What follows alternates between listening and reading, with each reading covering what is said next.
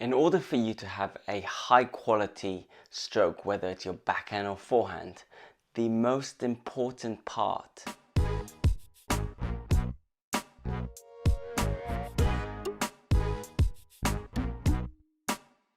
Hi everyone and welcome to today's eBaTT tutorial. I want you to think of a top player who has an amazing forehand topspin. Someone like Marlon, probably who has the best forehand of all time. Now imagine the spin, the speed and the absolute insane power that he generates on his forehand topspin.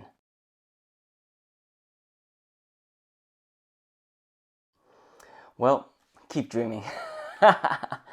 Because today I'm going to simplify the forehand topspin technique. In order for you to have a high quality stroke, whether it's your backhand or forehand, the most important part is your legs. If your legs are not placed in the right position, your execution will be limited. So make sure that your stance is right.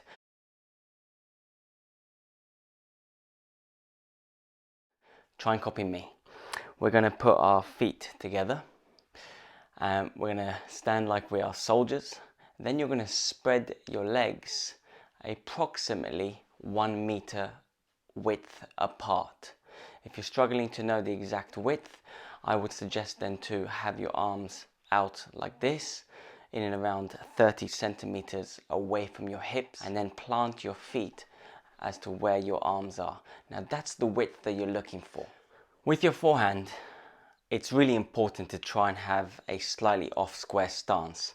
This gives you the ability to rotate your waist and generate plenty of energy on that forehand topspin.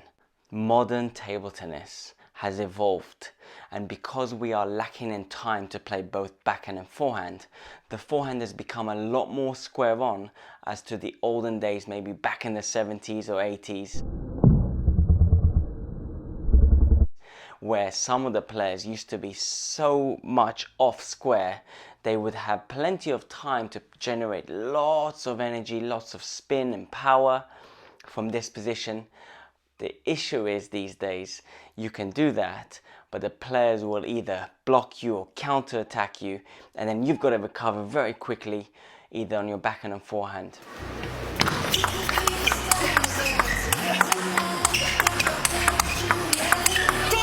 So it's so important now to get the right positioning with your feet to enable you to play both backhand or forehand at a high speed.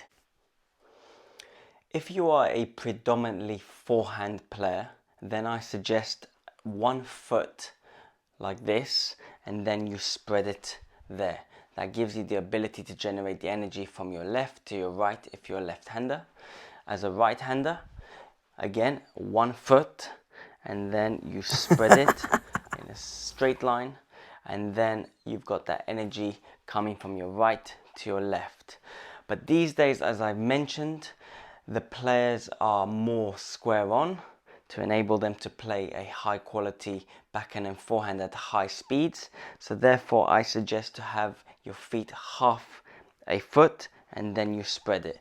Then you can generate the energy by lunging a little bit more rather than lots of twist. The lunge gives you the energy from the legs, and then you can generate the power.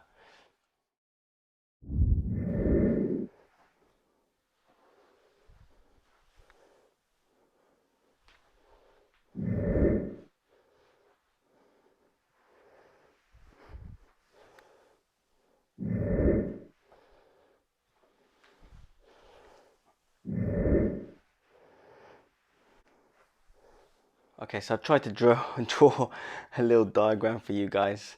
My beautiful drawing as always. So if I'm a left-hander, this is the kind of positioning that I want my feet to be in.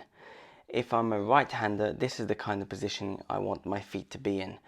Of course, if you're more of a dominant forehand player, then you want to shift the leg further down, this foot further down. Same if you're a right-hander, you want to shift it further down. That allows you to generate a lot more force from the back leg to the front leg, generating the energy forward. But like I said, these days when we're playing matches and tournaments, we don't really have that amount of time to go too much further back from here all the way there. I'm going to show you one more little demonstration of how to transfer the weight. Okay, so now that we have our legs in the right position, a lot of us struggle to understand how to transfer the weight from our left leg for me as a left-hander, or right leg for you guys as right-hander, and then transfer it over to the left, transfer it over to the other side. So if I'm going from here and I want the weight to transfer here, there is a certain rhythm to it. And when I'm playing my forehand stroke, I should be transferring the weight. So I start from behind and I'm going to play my forehand topspin, and then the weight should transfer over to my other leg. So how can we learn to do this? Very easily. You just grab something, get into your position, into your playing position, grab something from behind you as if you're going to play a forehand topspin. You should feel the pressure and weight on that leg. Then I'm going to transfer that by moving that object to the table over here, and then automatically I've transferred the weight onto that leg. So I'm here, my weight is here, and then when I play my forehand topspin, my weight transfers over.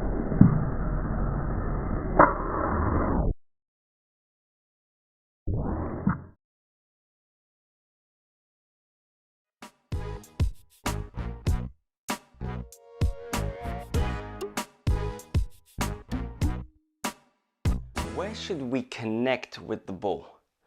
This is something that a lot of us struggle with. So I'm going to give you a couple of quick tips